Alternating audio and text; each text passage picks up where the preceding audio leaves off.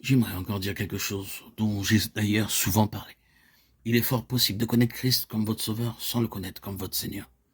C'est-à-dire seulement pour le salut, comme sauveur de la condamnation, du jugement qui vient de l'enfer. Il peut être le sauveur par rapport à tout cela. Mais cependant, combien plus la connaissance de sa personne doit être une réalité pour nous. L'écart est bien souvent encore trop grand entre l'exode de cette Égypte, de ce monde de ténèbres, à l'entrée dans le monde spirituel. Une entrée rapide en Christ. Il y a bien du chemin à parcourir entre ces deux états. De nombreux chrétiens sauvés depuis bien des années ont un jour entendu le message de Dieu et ont saisi la portée de Jésus-Christ comme leur Seigneur. Ils ont saisi que l'écart entre ces deux réalités est très, très important et cela avait duré assez longtemps comme cela. Le Jourdain parle non seulement de notre découverte de Christ comme notre sauveur par rapport au jugement et la mort, mais bien plus de la découverte qu'il est Seigneur avec tout ce que Seigneur peut signifier. Ce n'est que quand il est Seigneur que nous commençons à découvrir les richesses insondables qui sont en lui.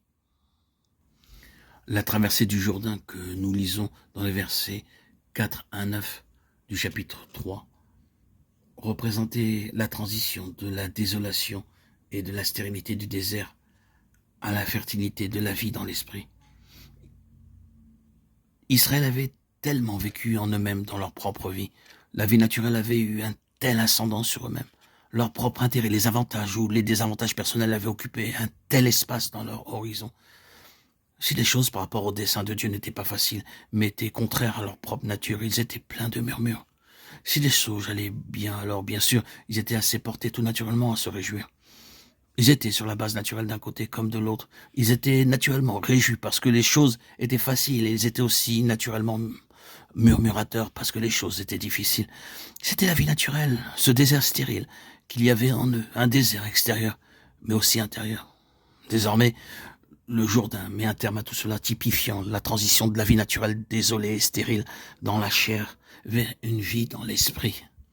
En effet, cet homme auquel Josué était confronté comme représentant de Dieu n'était, je crois, nul autre que le Saint-Esprit, l'Esprit de Dieu, le capitaine des armées du Seigneur. Il est le chef de l'armée de l'Éternel. Josué 5,14.